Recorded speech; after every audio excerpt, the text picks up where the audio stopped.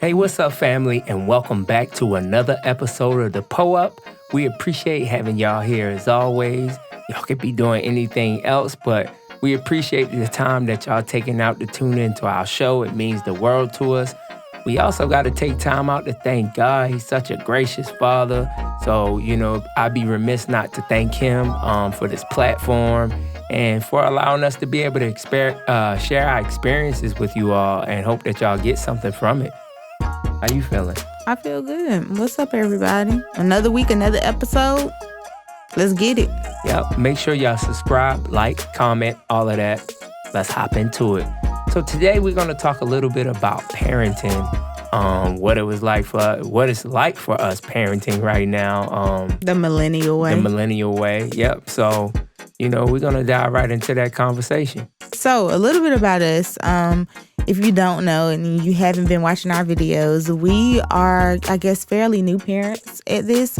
We have a almost 2-year-old. He'll be 2 years old next month, right? And so we had our first child in April of 2019, and we just recently had another little boy in December of 2020. So yeah, we're fairly new in the game, but hey, I think we're doing a pretty good job. Hey, as good as we can do, especially with a 1-year-old that's starting to find his way into everything. Yes, and starting to have tantrums and, just... He close to that too, y'all, but like a lady said, I don't know who came up with terrible twos because it don't start at 2 and it don't stop at 2. That's what a lady told me the other day. She said, who's made up terrible twos? She said, I hate to inform you this. It don't start at 2 and it ain't gonna stop at 2. But I think I'll be easy on him because, it's a big transition for him too. Having a little brother and he's so used to getting all the attention. And so it's a big transition for not only him, but for us too, It was like back to back. Yeah, going from 1 to 2 is a big difference. Right. Huge difference. So we just want to kind of talk a little bit about like our parenting styles. I know like when we first, when I first found out, he didn't even give me a chance. When I first found out I was pregnant, it was like the same week that we came back from our wedding in Cancun. And when I found out I was pregnant, I was kind of like, okay, like excited, but like, I didn't think it was going to happen this fast, And with that being said, everyone has like an opinion of how they're going to be a parent if that's your desire or how you may see yourself parenting your children. And I started to think of all the things that I want to do with my kids and, how I want to raise them and, going back to like how I was raised and some things I want to, bring into my parenting ways, and then some things that I was just like, nah, I want to ditch that, and so I went in thinking that there were some things that I want to do for sure, but let me tell you, it ain't been happening like that. It's just like when you have a kid, stuff just goes like, you just make it work. Yeah, you can never predict. There's no script. Yeah, there's no script to what it's going to be like as a parent. I think you just got to take it as it comes. That's one thing I learned. And honestly, before she got pregnant, I always wanted to have kids, and I always been a kind of go with the wind type of person. I don't know if it's because how I grew up. My dad, he lives in North Carolina. My mom lives here in Baltimore. So I spent a lot of time having to bounce from one place to the next. So I always had to just kind of adjust and adapt on the fly, and be in different situations. So, honestly, coming into parenting, I wasn't like, oh, well, worried about how things were going to go. I was just like, you know what? I'm gonna take a deep breath. It's going to be okay. And I'm going to just take it as it comes. That's true. You know what I mean? Mm-hmm. Even with this, like with her, she hounded me about what you want, a girl or a boy? A girl or boy, you got to want one or the other. I'm like, nah, it doesn't matter to me. No matter what I get, whether it's a girl or boy, as long as they're healthy, I'm all good with that. And she just could not accept that. Could you? Because I just feel like, every man, they be saying like, oh, he wants a boy or whatever. I knew that I wanted boys. Like, I knew. Like I have 2 other sisters. I'm the oldest, so I knew like, okay, a group in the household full of women, like, all right, I need something a little different, you know? And so that was just my desire to have boys, and look at God. Yeah, you boys. And now that I got boys, I'm thankful to have boys. You know what I mean? So, once I got boys, yeah, am I glad I got boys? Yeah, I guess you could say I'm glad I got boys. But I grew up as an only child. Well, not really. I had my like my god brother. We good with our cousins, but really he's my stepdad's grandson. But we really grew up together. So it was like I had a brother. But still, by me being the only child, never having a sister or anything, I guess I didn't have a strong opinion on one or the other. I was just like, I'll take whatever God give me. And now God did bless you with a little brother. Yeah, he did. Oh, yeah, I do have. He did. I got to adjust to that. I have a 4-year-old, right? Carrington is 4. So I have a 4-year-old little brother now. I don't get to see him often. He lives down in North Carolina.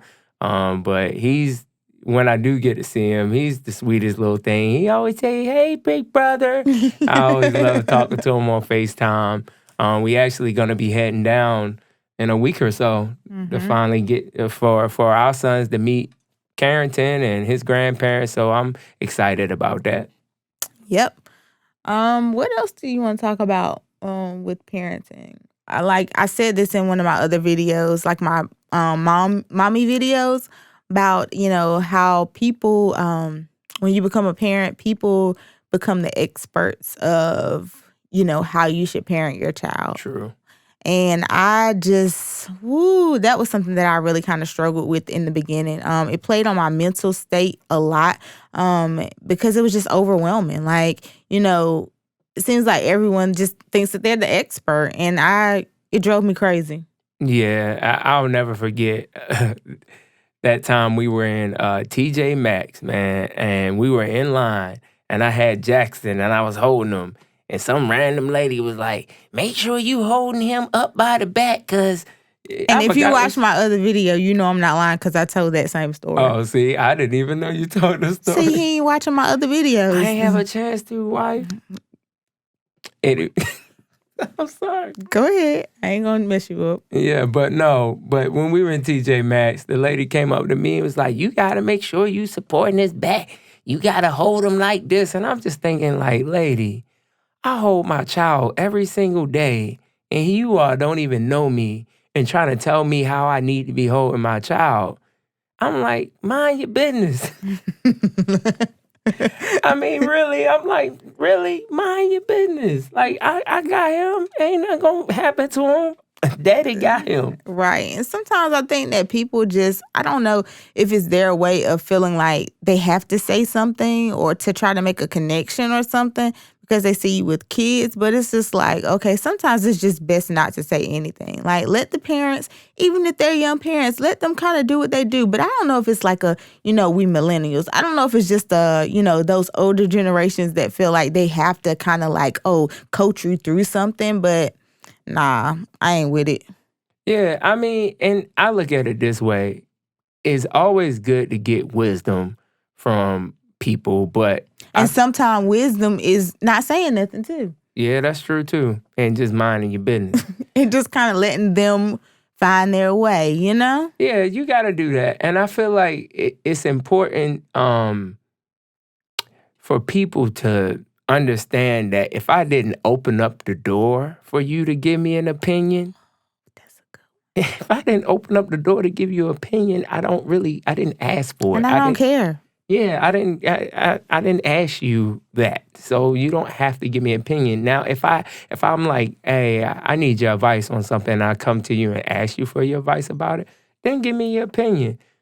Or maybe, unless you're close to me and you know me like that, then I don't mind getting opinions. But I feel like everybody wants to be the perfect parent. Oh, I've been there, I've done that. But the reality of Look it back, is... you need to, if we had a video camera of you trying to take care of your kids back in the day, I highly doubt that. I'm pretty sure we'd have a whole lot to say to you as well. That's true. That's true. I have a cousin that she always say, I don't care what other people have to say about my kids. Yeah, they spoiled. I hold them. But guess what? I'm the only one keeping them. So if they spoiled, they just going to be spoiled. They mine. My kids. I choose to raise them and spoil them how I please. And I feel like there's some truth to that. Right. That is very true. Well, we've been knowing each other since 2011. And, so we've been together for quite some time. And we got married in November of 2017. And then, we waited until, I guess, up until our actual wedding, which was in August of 2018. And then a week after, once I came back home, found out that I was pregnant.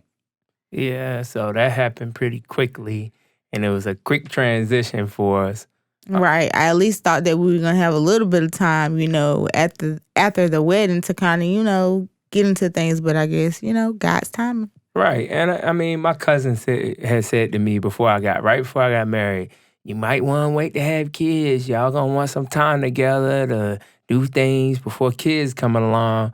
But, the way I look at it was, we've been dating since 2011, and honestly, we've done a lot of stuff together even before we got married. So to me, it didn't matter as much about us having a kid, that fast. It didn't matter. We just started our family earlier, than intended. But, nevertheless, that's like my favorite word nowadays. But it was just a blessing, I can't imagine our lives without Jackson. Or Justice now. Or Justice now, so hey. Who's up here looking intensely at his mother. Y'all just can't see. I know. I'm trying to roll with the punches, though. So that just takes me to talking a little bit kind of about, our parenting styles and kind of how, everybody always has this painted picture of, how I'm going to parent or, I'm not going to do that with my kids or I'm going to do that with my kids. But hey, when them kids get here, listen, all that stuff goes out the window. You just trying to make it from day to day. That's how I feel sometimes. Yeah, you got to just roll with the punches. You never know what's going to come at you from day to day. Right. And until you become a parent, you never understand when your parents say, well, my mother used to always say, boy, every time you call me, I get worried or something like that. But when you get a child, you be like, dang, I kind of see what they mean. Like, because this little boy always doing something. Every time I hear a thump or something, I'm like, oh, what has happened now? Right.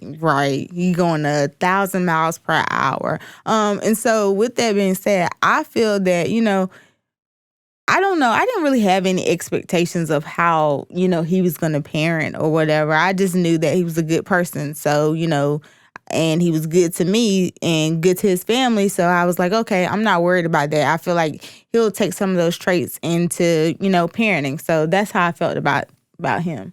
Yeah, I guess coming in, like, that was one of the qualities that I loved about Krishan. I always felt like she was nurturing.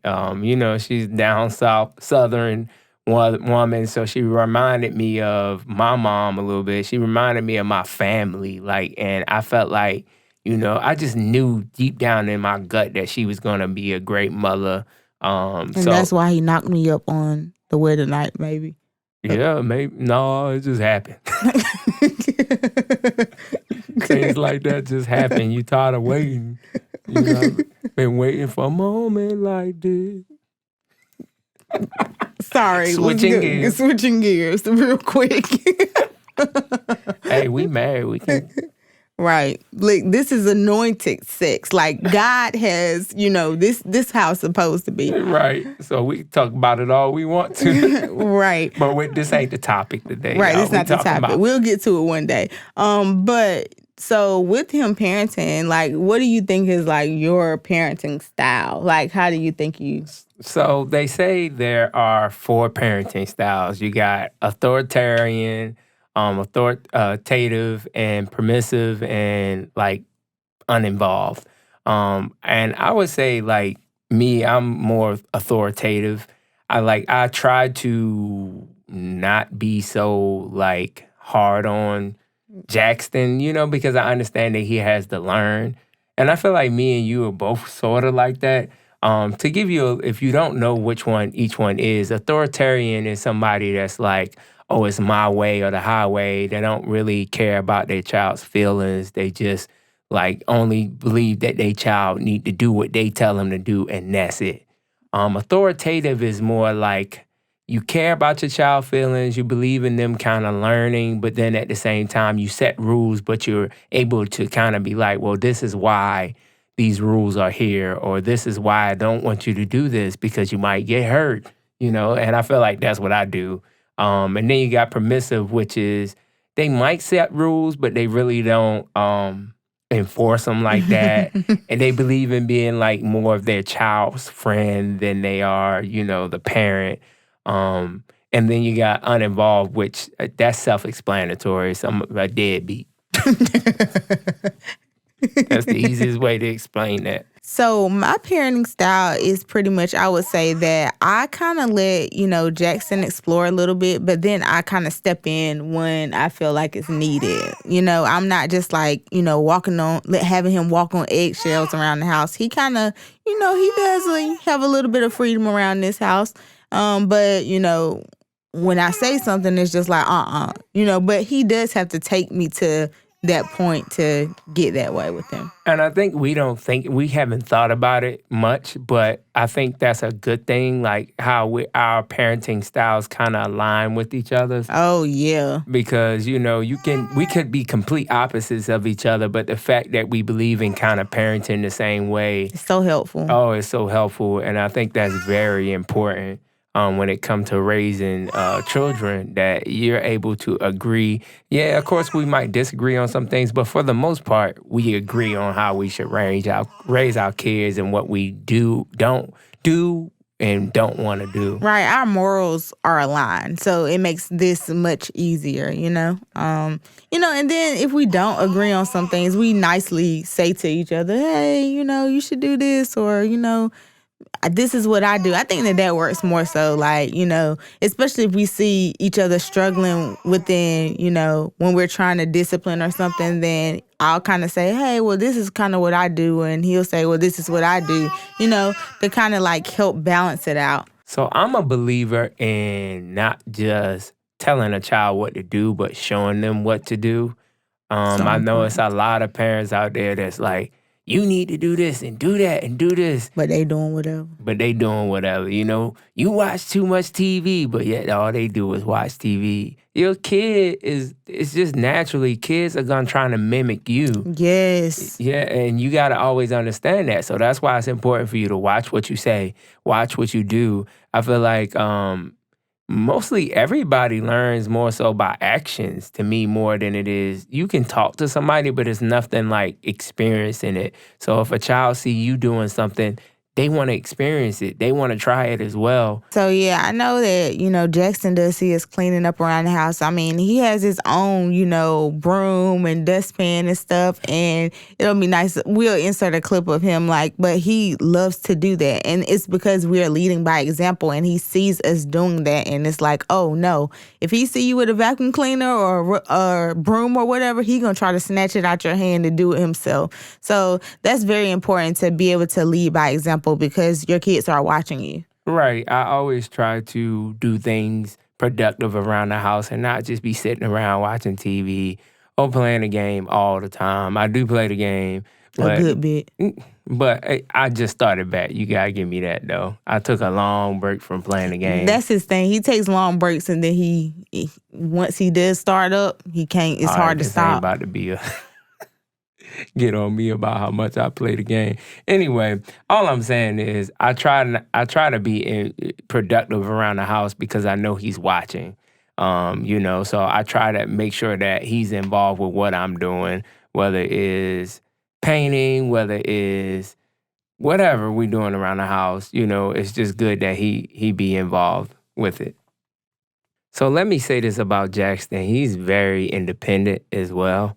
And I had to learn that, I try to stop him from doing a lot of stuff sometimes just to save him from hurting himself. Like just yesterday, I think my wife had sat him on top of his little car to take his coat off. So he thought right after that, oh, it's cool to try and climb right back up on the top of this car. And I just knew, I'm like, this car is going to flip over. This boy going to hit his head. And it's going to be a disaster. So I stopped him from doing it. Then he caught an attitude and started having a temper tantrum, thinking daddy trying to stop him. Every time he doing something, he look at me because he think I'm trying to stop him. But a lot of times, I'm just trying to save him. So long story short, 10 minutes, 15 minutes go by. And what you think happened? Jackson got up on the side of that car again, and all we heard was boom. And what could I do? He had to experience for himself. So I guess my point is, all you can do is do your best with your child to raise them the best you can, but know that they still have to find their own way, and that you cannot beat up yourself or think that you're a bad parent because of their mistakes that they're going to make. They're going to do it regardless of whether you tell them not to do it anyway or not. So, right. And I take that as with like all parenting, because when your children grow up, I take this as an example. When your children grow up, your children may not do everything the way you want them to do it, but you have to be at peace with yourself and know that you instill good things in your child, and that, hey, they got to find their way. And so that just made me think about, we dealing with Jackson, who's only 1 year old, and Justice is gonna grow up too. But I think about it as me still being a child of my parents. I may not have done everything that they wanted me to do, but in the end, hey, like, I had to find my own way. But that doesn't mean that the things that they have instilled in me have been just taken out of my mind or whatever. It's still there within me. Right. And I would be remiss not to bring up the Kirk Franklin thing. I feel like there's a perfect segue into it with what happened between him and his son. I don't know Kirk Franklin. I don't know his son. But all I know is I'm assuming Kirk Franklin probably has done the best he could do to be the best father he could be for his child. Not to say he was a perfect parent, not to say he didn't make mistakes and could have done things better. But now that his child is a grown man, guess what? He has to experience things for himself. He's going to make his own mistakes. You can't make choices for people. And I feel like when he cursed out his son, at the end of the day, like, people can be like, well, he shouldn't have done that. You supposed to be this person. You supposed to be that. But until you have kids, you don't know that. Can't nobody prick you a little bit more than your kid can prick you. Like, your kid can take you to 100 quick. Like, because I just think about, if this 1-year-old can get on my nerves, now imagine a 33-year-old grown man who got a smart mouth and think he's the crap now and, saying whatever he want to say because he feel like he grown now. But you're going to still on the inside feel like, you're my child. You still not going to talk to me that way. Right, you still need to show some respect. Right. And a child can take you to that level of cursing them out. A child can take you to that level no matter how Christian you are. We all human beings at the end of the day. Yeah, but what I will say is that, like, I don't agree with, how he talked to his son, but I'm not one to judge. And I think a lot of times, being on social media and stuff, you see a lot of people putting their 2 cents in there. But majority of these people who are talking about it, they aren't even parents. Like, so they can't even identify with that type of relationship, that father-son or either mother-son or whatever. They can't even identify with that. So, but I do understand what people are saying where they say, they don't like the way that he talked to him. Like, that's no excuse for the language that he was using, but we are human. So if someone ticks you off and you get very upset, you're in the heat of the moment. So, anything can happen at that moment. But that's where self-control has to come in. I don't agree with, I know there are tons of people who are constantly like yelling at their kids and cursing their kids out in the world that we live in today. But that's something that I don't do. And I just don't want to ever get to that level with my child. So if he does get me frustrated and that type of thing, I just kind of learn how to like woosah just take a break and realize, hey, this is a child and he's still learning. So you have to be that example. Because if my child, if he grows up and sees me going off and just snapping at him, or hitting him every time something, he does something that I don't like, then in all essence, that's what he's gonna do. So, and not just that, this was the point I was going to make. It's much bigger than just your child. What ends up happening is you can create a generational thing by how you raise your kid. If we raise him that way, cursing at him, what you think he's going to do to his kid? And then 9 times out of 10, what you think his kid's going to do to his kid? Yeah, I'm not saying that somebody can't break that, but it's a big chance that it'll continue in some form or fashion. Right, that's very true. That's so true. Because even if you were and you didn't like that your parent may have, talked to you or spoke to you in a certain manner, like, you find yourself maybe doing the same thing with your child. And it's harder to break it than it is to continue it. Yeah, it definitely is. So I guess that leads into another thing of you have to make sure that you're still, even during parenting, that you're still taking time out for self and taking time out for, if you're with the wife, if you're with the parent of your child, making sure that you're taking time out for each other. That's very important, because you can't be a good parent if you're not well. If you're miserable and you coming home from work, you hate your job, who you think you're going to take it out on? 9 times out of 10, you're going to take it out on your child, because a child is going to be a child. A child is going to do things, and you got to understand that you have to have patience.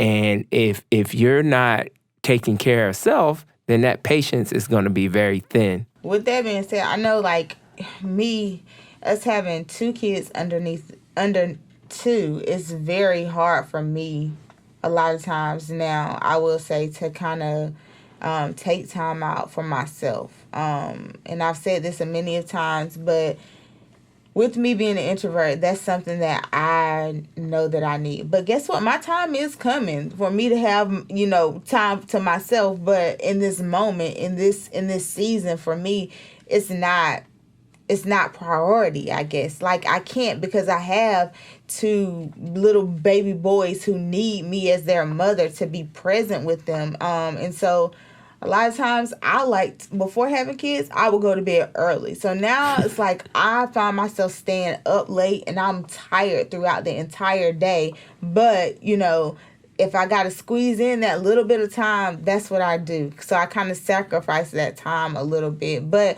I'm still not getting as much time as I would like to have, like just solely being away from the kids. Like me going out and dad just keeping the kids. That hasn't happened yet. So, but we are doing much better with, like, I guess, trying to spend time together, and this is kind of how we spend time together. This is like really only the only time that we do kind of spend time together. Yeah, honestly. yeah, because it's hard, because with me running a pest control business during the day, then it's like the minute I get off, I'm rushing to go get Jackson. Once you pick Jackson up from daycare, feed him. You have to give him attention until it's time to bathe him, put him to bed. Then I'm doing music a lot of times too in the evening. So life can become very jumbled and and overwhelming. But you have to keep that balance, because at the end of the day, once the kids are gone, who is going to be left with? It's going to be left with me and my wife.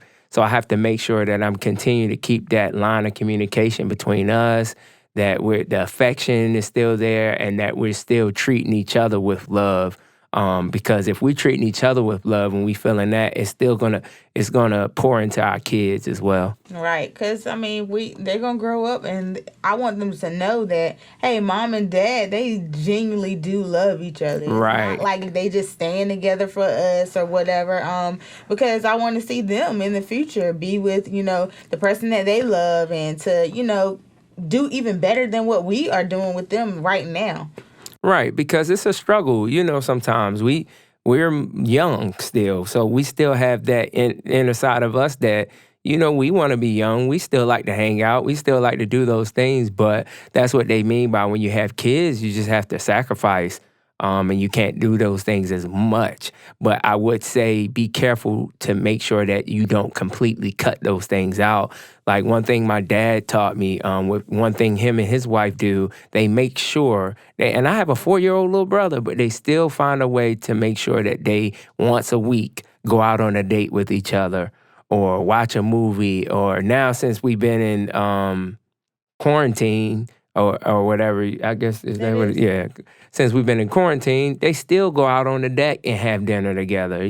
So it's no excuse. You really just have to make time in your schedule for those things, because you don't realize how important they are and how fast time flies.